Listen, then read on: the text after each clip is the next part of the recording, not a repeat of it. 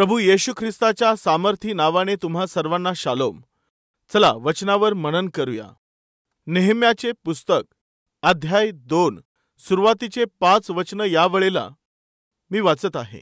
अर्थहशस्त राजाच्या कारकिर्दीच्या 20व्या वर्षी निसान महिन्यात राजापुढे द्राक्षरस ठेवलेला होता, तो मी उचलून राजाला दिला। ह्यापूर्वी मी कधीही त्याच्या समोर खिन्न दिसलो नव्हतो। राजा मला म्हणाला, तू आजारी नसून तुझे तोंड का उतरले आहे? तुझ्या मनाला काहीतरी खेद होत असला पाहिजे। तेव्हा मी फार भ्यालो। मी राजाला म्हणालो, महाराज चिरायू होत, माझ्या वाडवडिलांच्या कबरा जेथे आहेत ते नगर उजाड पडले आहे, त्याच्या वेशी अग्नीने जळून गेल्या आहेत, तर मग माझे तोंड का उतरणार नाही? राजाने विचारले, तुझी विनंती काय आहे? तेव्हा मी स्वर्गीच्या देवाची प्रार्थना केली आणि राजाला म्हटले, महाराजांची मर्जी असली आणि आपण आपल्या दासावर प्रसन्न असला तर यहुदा देशात माझ्या पूर्वजांच्या कबरा असलेल्या नगरास मला पाठवा, म्हणजे मी ते बांधीन। प्रियांनो, येथे जी घटना घडलेली आहे त्याविषयी मी तुमच्याशी बोलणार आहे। यरुशलेम नगर हे पूर्णपणे जाळून टाकण्यात आलेलं होतं व कोट पाडून टाकण्यात आलेला होता। नेहम्या हा शूशन नावाच्या राजवाड्यामध्ये तो नोकरी करत होता। अर्थहशस्त या राजाच्या शासन काळाच्या दरम्यान तो शूशन नामक राजवाड्यामध्ये एक प्यालेबदार म्हणून काम करत होता। तो अतिशय विश्वासू असा कर्मचारी होता। नेहम्या हा सरकारी नोकरी करत होता।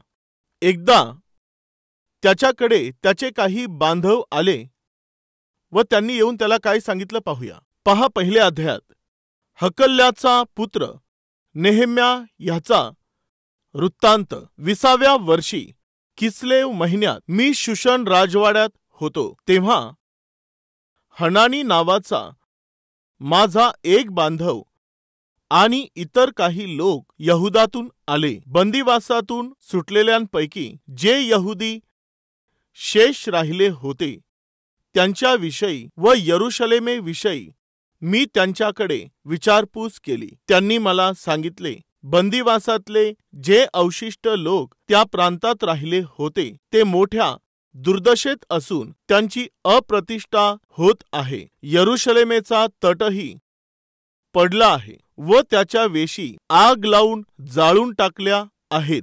त्याचा बांधव हनानी व तसेच काही पुरुष शूशन नामक राजवाड्यामध्ये नेहम्या जेव्हा तेथे नोकरी करत होता ते यरुशलेम मधून त्याला भेटण्यासाठी आले।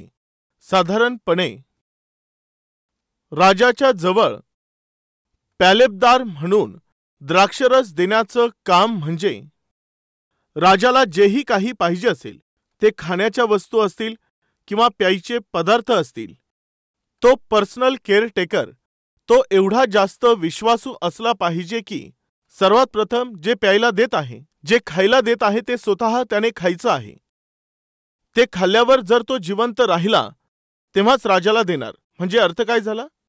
जीव धोक्यामध्ये घालून ती नोकरी करावी लागत होती।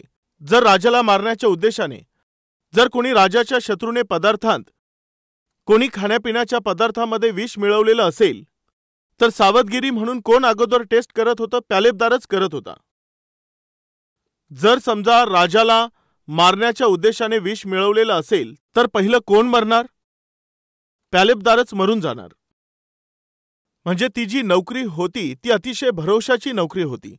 त्या ठिकाणी अतिशय विश्वासू लोकांनाच ठेवण्यात येत होतं व तसंच जर गरज पडल्यास राजाला तो सल्ला देऊ शकेल एवढा तो हुशार देखील असला पाहिजे। म्हणजे जे लोक ज्ञानामध्ये कमी असतील त्या लोकांना ती नोकरी मिळत नव्हती। तो व्यक्ती अतिशय विश्वासू पाहिजे, अतिशय हुशार पाहिजे आणि गरज भासल्यास राजाला सल्ला देऊ शकेल असा तो व्यक्ती पाहिजे. यामुळे कदाचित तुम्ही म्हणाल, राजाला सल्ला देऊ शकेल अशी जबाबदारी प्यालेबदाराला होती का? होती. तुम्हाला आठवतं का? मिसर देशामधील फारोला एकदा एक स्वप्न पडलं. तेव्हा त्याचा अर्थ कोणीही सांगू शकत नव्हतं. मिसर देशामध्ये असणारे ज्ञानी लोक, मिसर देशामध्ये असणारे सर्व जादूगार, त्या मिसरच्या राजाने मिसर देशात संरक्षणासाठी नियुक्ती करून सल्ला देण्याकरिता त्यांना नियुक्त केलेलं होतं.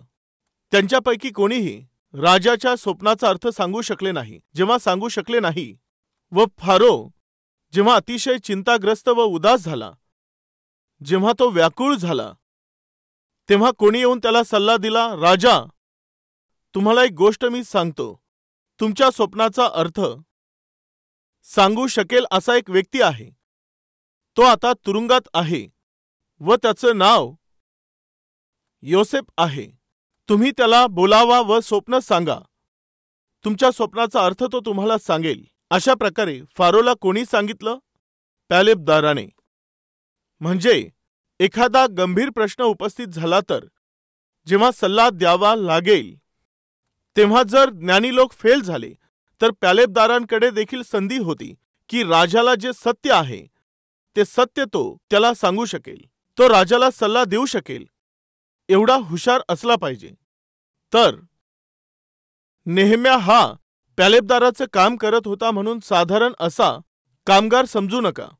आपल्या घरामध्ये साधारण काम करणारे असतात. सर्वंट म्हणजे कॉफी देणारे किंवा मग जेवण वाढणारे किंवा घर स्वच्छ करणारे. प्रियांनो, नेहम्या असं काम करत होता असा विचार करू नका. जर राजाच्या प्राणाचं रक्षण जर करायचं असेल तर व्यक्ती विश्वासू असला पाहिजे. कोणीही व्यक्ती तेथे थांबून जे जेवण राजाला देण्यात येत होतं त्याला तो तपासू शकत नव्हता. तर कोण तपासत होतं? जे राजाचे अतिशय विश्वासू होते तेच तपासत होते. म्हणजे जो राजावर अतिशय प्रेम करतो तो व्यक्ती पाहिजे. राजाचा ज्याच्यावर विश्वास आहे असा व्यक्ती पाहिजे. गरज भासल्यास राजाला सल्ला देणारा व्यक्ती पाहिजे. एका उत्तम अशा स्थानामध्ये नेहम्या हा नोकरी करत होता. आता जेव्हा त्याचे बांधव नेहम्या याला भेटण्याकरिता आले, नेहम्या हा जो उच्च पदावर काम करत होता, माझ्या परवानगीशिवाय तुम्ही का आले? माझी अपॉइंटमेंट घेतल्याशिवाय का आले? मी इथे रिकामा बसून टाइमपास करतो असं तुम्हाला वाटतं का? किंवा मी काय येथे छोटी मोठी नोकरी करणारा वाटत आहे का? तुम्हाला काय वाटतं? अचानक का आले असं तो बोलला असं तुम्हाला वाटतं? नाही प्रियांनो. प्रिय भाऊ आणि बहिणींनो, देव आपल्याला आशीर्वाद देत असतो. ते शिक्षणात असेल, नोकरीमध्ये असेल, व्यवसायात असेल किंवा कोणत्याही बाबतीमध्ये असेल. परमेश्वर निश्चित आपल्याला मस्तक बनवून ठेवतो, पूज बनवून ठेवत नाही.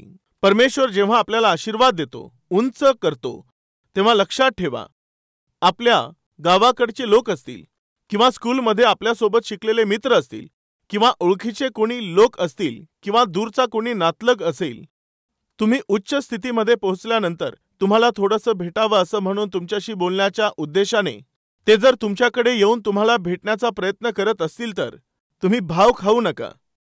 हे सगळ्यांना समजून येणार. काय करायचं नाही? भाव खायचा नाहीये. जसं वेळच नाहीये, जसं काय तुम्ही फारच बिझी आहात, असं तुम्ही वागू नका. एक दिवस एका सेवकाकडून मला फोन आला. पास्टर, आमचे पाळक साहेब तुमच्याशी बोलू इच्छित आहे. आम्ही तुम्हाला कोणत्या वेळेमध्ये फोन करू? तुम्ही इतक्या वाजता फोन करा, मी तेव्हा फ्री असेल असं मी बोललो. उदाहरणार्थ संध्याकाळी 7 वाजता फोन करा बोललो. एक दिवस असिस्टंटने फोन केला. पास्टर सतीश, आमचे पास्टर तुमच्याशी बोलू इच्छित आहे असं म्हटल्यावर मी म्हटलं फोन द्या. त्या दरम्यान तिकडून जे पास्टर होते, मी जी फाईल दिली ती कुठे आहे? कधी येणार आहे? कोण घेऊन येत आहे? मी किती बिझी आहे ना, असं ते मला लाईनवरती ठेवून त्यांचा क्लास घेत होते. याला काय म्हणतात माहित आहे? इम्प्रेशन दाखवणं. मी पाहिलं, मी फोन ठेवला. त्यानंतर त्यांनी मला पुन्हा फोन केला. आता मी बिझी होतो, मी फोन उचलला नाही. का माहित आहे? कारण माझ्याशी बोलायचं आहे असं सांगून माझा वेळ घेऊन मला फोन करून विनाकारण असे इम्प्रेशन का दाखवायचे? काही लोकांना असं करण्याची सवय असते. ते देखील सेवा कार्यात. हे चांगलं नाहीये. प्रिय भाऊ आणि बहिणींनो, देवाने तुम्हाला उंच करावं, यश द्यावं, त्यासाठी तुमच्यामध्ये अतिशय गरजेचा असणारा स्वभाव कोणता आहे तुम्हाला ठाऊक आहे? नम्रपणा व लीनतेचा स्वभाव. नेहम्या अतिशय बिझी होता. सकाळ ते संध्याकाळपर्यंत तो राजाजवळ थांबणारा होता. एवढी मोठी नोकरी करत असताना अचानक त्याचे बांधव आले. आता त्या काळात असे मोबाईल नव्हते ना, फोन करून मी येत आहे, तुम्ही फ्री आहात ना, किंवा कोणत्या वेळी तुम्ही फ्री असाल असं विचारण्यासाठी किंवा मेसेज देण्यासाठी हे मोबाईल वगैरे नव्हते. ते लोक आपल्या देशामधून दुसऱ्या देशात गेले होते. ते अचानक समोर आले. नेहम्याची प्रतिक्रिया त्या लोकांकडे पाहून, अचानक आलेल्या लोकांकडे पाहून काय होती? तुम्ही न सांगता का आले? जरा अगोदर पत्र पाठवायचं ना, किंवा निरोप तरी द्यायचा, आम्ही येत आहोत, असं अचानक तुम्ही का आले? असं बोलला नाही प्रियांनो. तर नेहम्याने अतिशय आपुलकीने, प्रेमाने, जिव्हाळ्याने तो त्यांच्याशी बोलला. माहितीये, आपले सर्व लोक चांगले आहेत ना? त्याचं जे नातं होतं त्यानुसार त्याने त्या लोकांकडे विचारपूस केलेली आहे. हे लोक कसे आहेत, ते कसे आहेत, सर्व चांगले आहेत, चांगले आहेत ना, ठीक आहेत ना? प्रिय भाऊ आणि बहिणींनो, चांगले आहात का हा शब्द फार छोटा आहे, पण खूप प्रभावशाली आहे. हे माहिती आहे? कोणीही असोत, ज्यांना आपण ओळखतो, ते समोर आल्यावर स्मित हास्य करून तुम्ही बोला, चांगले आहात ना, त्यांना फार बरं वाटेल. का माहिती आहे? आज लोक हे स्वार्थांनी भरलेले आहेत. प्रत्येकाला आपापला स्वार्थ आहे. मी चांगला आहे म्हणजे बस आहे, मला मिळालं म्हणजे बस आहे, मला इतरांचं काय करायचं, दुसरे चांगले असोत किंवा नसोत, मी चांगला आहे ना म्हणजे बस आहे. हा एक स्वार्थ आहे. जर तुम्ही निस्वार्थ व्यक्ती आहात तर तुम्ही चांगलं राहणं पुरेसं नाही, समोरचेही चांगले असले पाहिजे. समोरील व्यक्तीची विचारपूस करणारा स्वभाव हा एक आत्मिक स्वभाव आहे. यामुळे कधीही जेथे तुम्ही काम करत आहात, जर कोणी समोर आलं तर चांगले आहात का विचारा, त्यांना फार बरं वाटेल. प्रिय भाऊ आणि बहिणींनो, प्रीतीमध्ये जगा. बायबल सांगतं देव प्रीती आहे, यामुळे आपणही प्रीतीमध्ये चालायचं आहे. ज्याच्यामध्ये प्रीती नाही ते देवाचे लोक नाहीयेत. नाटक करणारं प्रेम, ढोंग असणारी प्रीती नाही पाहिजे. आज आपल्या सर्वांमध्ये परमेश्वराची प्रीती भरलेली असली पाहिजे.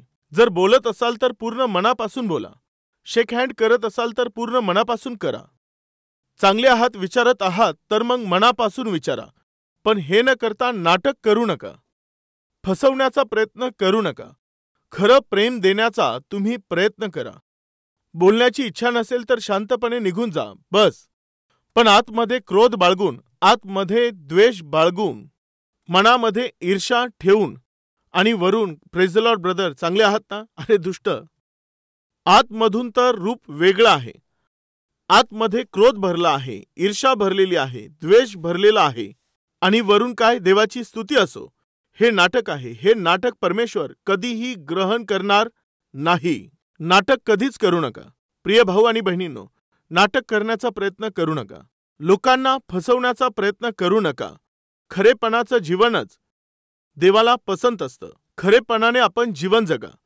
त्या दिवशी नेहम्या त्याच्या मनापासून, जेव्हा त्याच्या बांधवांपैकी काही लोक जेव्हा त्याच्याजवळ आले, तो त्यांच्याशी खूप प्रेमाने बोलला. व एवढंच नाही, त्याने सर्वांचं क्षेमकुशल विचारलं. पुन्हा सांगत आहे, इतरांचं क्षेमकुशल विचारणं हा अतिशय चांगला स्वभाव आहे. उदाहरणार्थ, अन्यायाने योसेफाला तुरुंगामध्ये टाकून देण्यात आलं. कोणता अपराध होता, कोणता अपराध नव्हता, त्याच्यावर अन्याय झाला. जो धार्मिकतेने जगत होता त्या व्यक्तीवरती अन्याय करण्यात आला. आज वचन ऐकणाऱ्यांपैकी काही लोक, हे असं का देवा, माझ्यासोबतच असा अन्याय का झाला, माझ्या आयुष्यामध्येच असा अन्याय का होत आहे. यस, नोकरीच्या बाबतीत तुमच्यावर अन्याय झालेला असेल, व्यवसायाच्या बाबतीत तुमच्यावर अन्याय झालेला असेल, जी संपत्ती तुम्हाला मिळाली पाहिजे त्या बाबतीत अन्याय झालेला असेल, लग्नाच्या बाबतीत तुमच्यावर अन्याय झालेला असेल, मी विचारतो, तुमच्या जीवनामध्ये ज्या गोष्टीविषयी अन्याय झाला असं तुम्ही बोलत आहात, एकदा तुम्ही विचार करा. ज्या गोष्टीमध्ये तुमच्यावर अन्याय झाला आहे, माझ्यासोबतच असं का घडलं, तर ते तुमच्यासोबतच नाही झालं. बहिणींनो, ऐकत आहात, तुमच्या बाबतीतच झालं नाही, बायबलमध्ये अनेक लोकांच्या बाबतीत झालं आहे. व त्यांच्यात एक योसेफ होता. खरेपणाने प्रामाणिकपणे जगून त्याचं प्रतिफळ म्हणून त्याच्यावरती अन्याय करण्यात आला. पवित्रतेचं रक्षण करण्याच्या प्रयत्नामध्ये मी पाप करणार नाही असं बोलल्याने त्याच्यावर अन्याय करण्यात आला. अन्याय करून त्याला तुरुंगात टाकून देण्यात आलं. त्याला तुरुंगात टाकल्यानंतर तो बोलला नाही की देवा, माझ्यासोबत असं का झालं, का माझ्यावरती असा अन्याय करण्यात आला, देवा तू कुठे आहेस? जेव्हा इतका अन्याय होत आहे, जेव्हा ते एवढं वाईट वागत आहेत, जेव्हा निर्दयपणे मला तुरुंगामध्ये टाकून दिलं, जेलमध्ये टाकलं, तेव्हा तू कुठे गेलास? त्याने दोष लावला नाही. देवाला त्याने प्रश्न केले नाही. कदाचित आज तुम्ही प्रश्न करत असाल, माझ्यावरच हा अन्याय का झाला, मलाच या कष्टात का टाकलं, माझ्या जीवनामध्ये, माझ्या कुटुंबामध्ये हे असं का घडलं, असं तुम्ही परमेश्वराला प्रश्न करत असाल. वचन सांगतं, देवावर प्रीती करणाऱ्यांस म्हणजे ज्यांना देवाने आपल्या गौरवासाठी पाचारण केलेलं आहे, सर्व गोष्टी, काही गोष्टी असं बायबल सांगत नाही, सर्व गोष्टी मिळून त्यांच्यासाठी कल्याणकारक ठरत असतात. सर्व गोष्टी. माझ्यावर असा अन्याय का झाला? यस, त्या सर्व गोष्टी देवाने तुमच्या जीवनात यासाठी येऊ दिल्या की तुमचं भलं करण्यासाठी, व तुम्ही कल्पना केलेली नाही असं कल्याण करण्यासाठी. कसं सांगतो, चला. योसेफ जेव्हा एका घरामध्ये एक नौकर म्हणून जॉईन झाला, त्याच्यावरती अन्याय झाला, त्याला नोकरी गमवावी लागली, त्याच्या चारित्र्यावरती शिंतोडे उडून दोषारोप लावण्यात आले, त्याने कोणतीही चूक केली नव्हती तरी त्याला तुरुंगात टाकलं. त्या तुरुंगामध्ये योसेफ रडत बसला नाही, का माझ्या आयुष्यामध्ये असं घडलं, का माझं जीवन असं झालं, का माझ्यासोबत असं घडलं, मी असं काय वाईट केलं, माझ्यासोबतच असं का केलं, माझ्या देवाने असं का होऊ दिलं, असं त्याने देवाला दोष दिला नाही, स्वतःच्या जीवनाला दोष दिला नाही, प्रश्न केले नाही, निराश झाला नाही, त्याने चिंता केली नाही, तो व्याकुळही झाला नाही. आपल्याला त्या तुरुंगामध्ये असताना तो रडताना आपल्याला दिसत नाही, पण बायबल आपल्याला सांगतं, लोकांनी त्याच्या पायांमध्ये बेड्या घालून त्याला फार वेदना दिल्या, असं बायबलमध्ये आहे. त्याला बेड्या घालण्यात आल्या, हातपाय घायाळ करण्यात आले. देवानेच याला परवानगी दिली. मोठा अन्याय झाला, देवाने हे घडू दिलं. पण बायबल आपल्याला सांगतं काय, जेव्हा तो त्या तुरुंगात होता, योसेफा बरोबर कोण होतं? परमेश्वर योसेफाच्या बरोबर होता. कोठे होता? त्या तुरुंगामध्ये. उत्पत्ती अध्याय 39 20 वचन. योसेफाच्या धन्याने त्याला धरले आणि राजाचे बंदिवान होते त्या बंदिशाळेत त्याला टाकले. तो त्या बंदिशाळेत राहिला. तथापि परमेश्वर योसेफा बरोबर असून त्याने त्याच्यावर दया केली. ऐकलं का? त्या तुरुंगामध्ये योसेफावर अन्याय करून तिथे टाकलं तरी देव योसेफा बरोबर होता. आज तुमच्या जीवनात अन्याय होत आहे का? तर ऐका, परमेश्वर तुमच्या बरोबर असेल तर बस आहे. कारण त्या अन्यायाला आशीर्वादाच्या रूपाने अद्भुत अशा आशीर्वादांमध्ये परमेश्वर बदलून टाकेल. तुम्ही धैर्य धरून राहा. राईट? पण पास्टर, आपण तर नेहम्यामध्ये होतो ना, मग इथे आपण कसे आलो? सांगतो, ऐका. नेहम्याने काय केलं? विचारपूस केली. विचारपूस करण्यामागे काय आहे? प्रेम आहे. त्या प्रेमाच्या मागे काय आहे? आशीर्वाद राखून ठेवलेले आहेत. तेच मी सांगत आहे.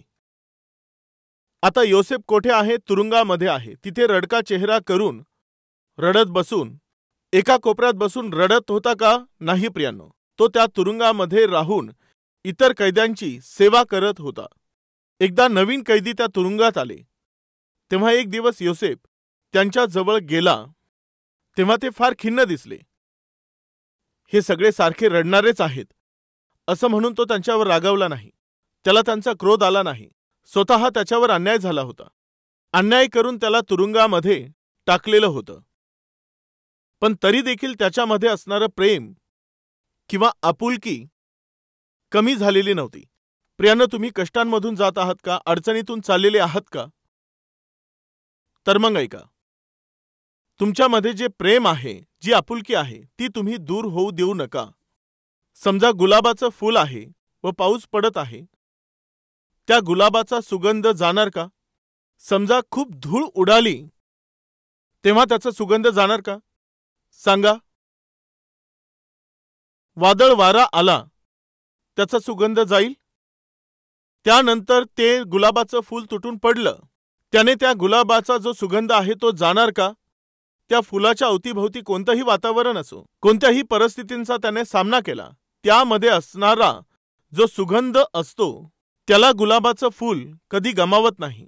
अगदी तसंच आपण सर्व जे आत्मिक आहोत, आपण संघर्षांमधून जात असो, दुःख आणि कष्टांमधून जात असो, आपल्यामध्ये असणारी आत्मिकता, प्रीती व चांगुलपणा दूर होता कामा नये. हाच खरा व योग्य आत्मिक व्यक्तीचा स्वभाव असतो.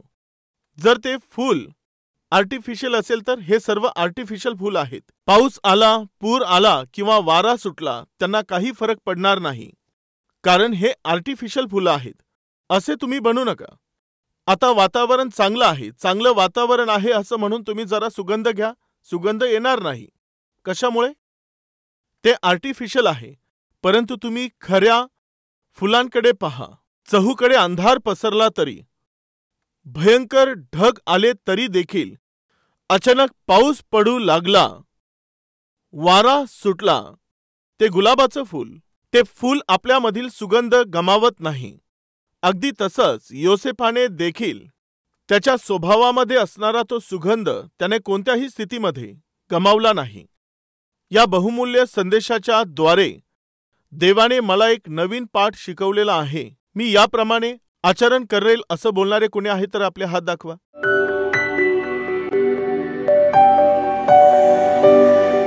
महान पवित्र प्रेमळ परमेश्वर देव बापा, त्या दिवशी नेहम्याकडे जेव्हा त्याचे बांधव व त्याचे नातलग आले, तेव्हा त्याने आपल्या पदासाठी किंवा त्याच्याकडे असणाऱ्या अधिकारावरून आलेल्या लोकांकडे खालच्या नजरेने पाहिलं नाही, त्यांचा तिरस्कार केला नाही, तो त्यांच्यावर रागावला नाही.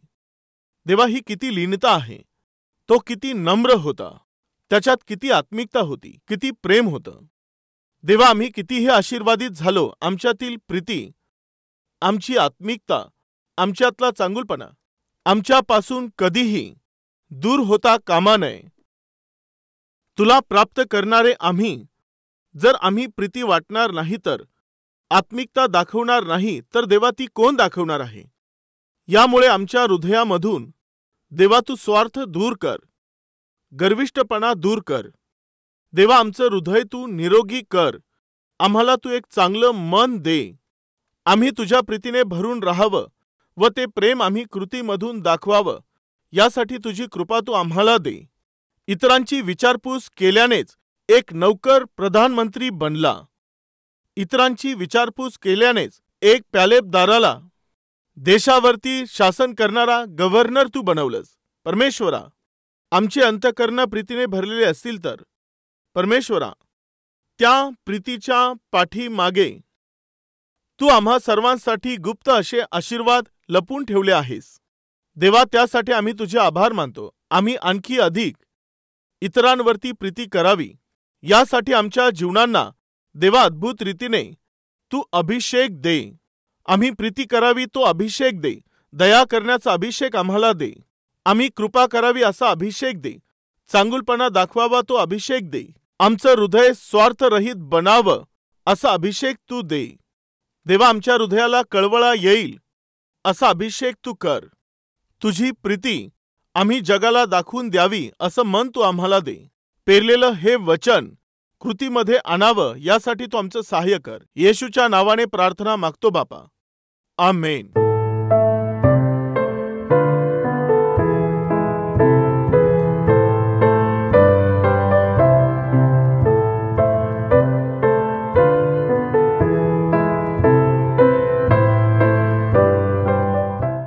आमचा पत्ता Calvary, post box number 30, Kukatpally, Hyderabad 72.